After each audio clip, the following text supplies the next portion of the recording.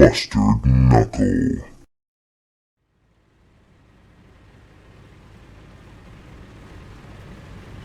Hello everybody, Mustard Knuckle back again. Panzer Week, Day 3. Day 3 of the Panzers. Panzer Week 2023.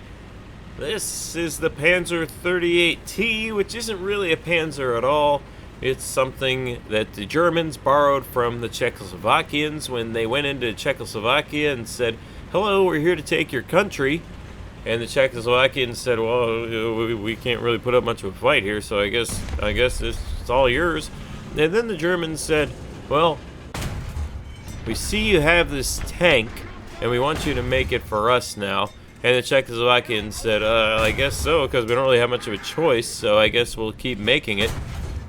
And I'm sure that the Germans said, "Thank you." Well, actually, maybe Nazis, I don't know.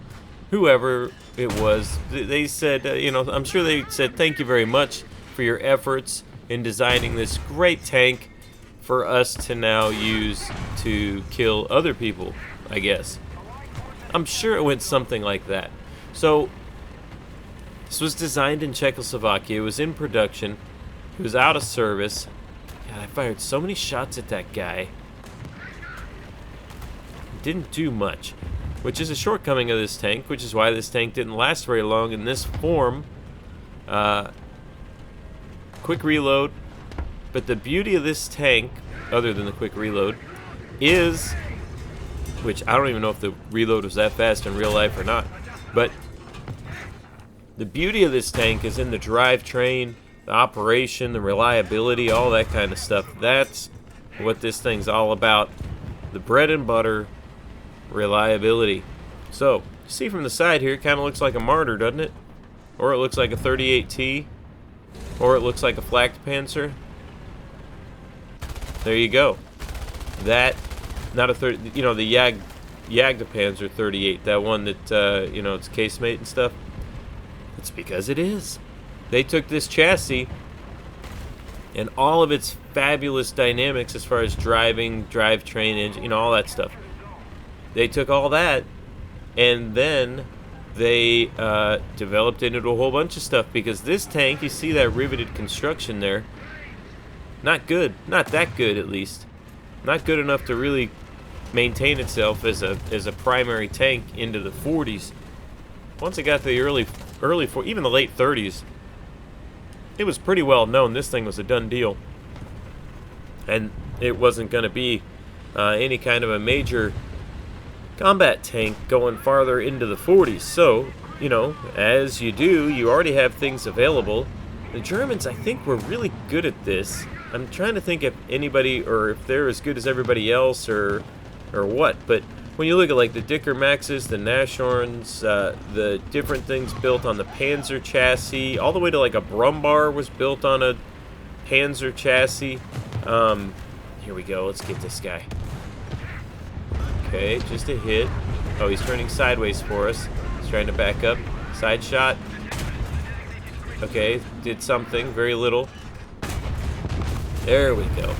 Oh, and looking at that tank reminds me that that gun that's on that tank was used. I'm surprised how strong these playgrounds are. They kind of drive me insane. They did a model of this tank with a modified turret, and they put that low velocity, that, oh jeez, they put a come on, here we go, right there, yes. Oh my god, idiot, man. I mean, sometimes, I don't know how good you guys are, but like sometimes I feel like I am absolutely terrible at this game. Blows my mind. Anyway, what was I saying? Oh, they put that 75mm howitzer in this thing also to bump up the firepower some. Look at the difference between these tanks. There's a old or a newer Panzer, and then there's our old Panzers sitting around here. It's wild. It's amazing how different things are.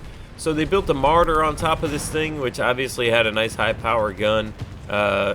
When you look at it, it's just funny when you look at the side of this thing. It's like, oh yeah, oh I see it.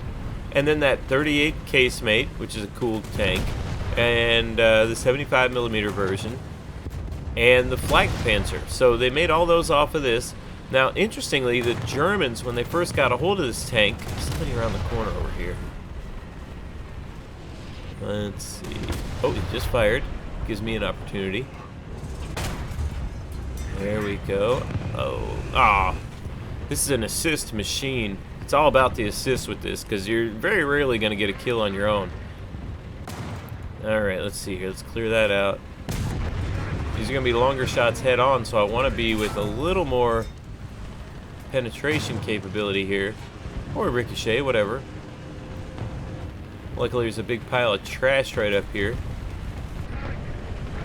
There's a bench in there. Plus side is their trash is made out of concrete, apparently. Alright, here we go. Doesn't do much really for us on that. Just got to keep shooting with this thing. I don't know how many shots I've taken in this game, but with this quick reload, it's similar to an M22 or a Stuart or something like that. You just got to keep firing. Get those shots on. I mean, in some cases, it kind of works as suppressing fire, because it keeps them from moving up and stuff like that, so you can help your team even with just a continuous fire. Alright, let's see here. Not really sure what to do. I mean, I can hold these guys off. I'm concerned about the guy to my right. I don't know if he's going to pop over that hill and get me. Let's see. Nope. Oh, I think I was starting to talk about that riveted construction. The riveted construction is not ideal, especially depending on... I read a story, now get this. It was recognized that the steel made in Czechoslovakia, well, the Germans, you know, they make the best steel, or they thought they did, and I bet you they probably still do make the best steel, which is probably why, like, their knives and stuff are super expensive when you get the good stuff. But a good knife, hey, if you don't have a good set of knives, get a good set of knives. A good set of knives is really nice. There we go, let's get that. And they cut stuff really well. You know, it's more dangerous. Oh, come on. It's more dangerous to use a dull knife than it is to use a sharp knife. Think about it.